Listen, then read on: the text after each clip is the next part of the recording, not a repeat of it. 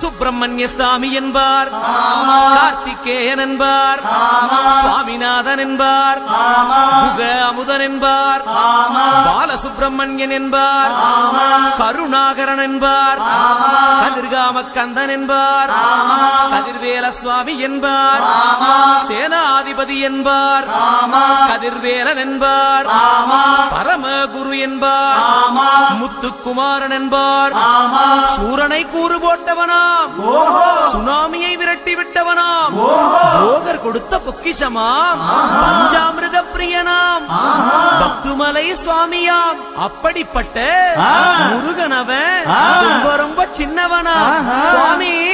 சின்ன சின்ன முருகைய சிங்கா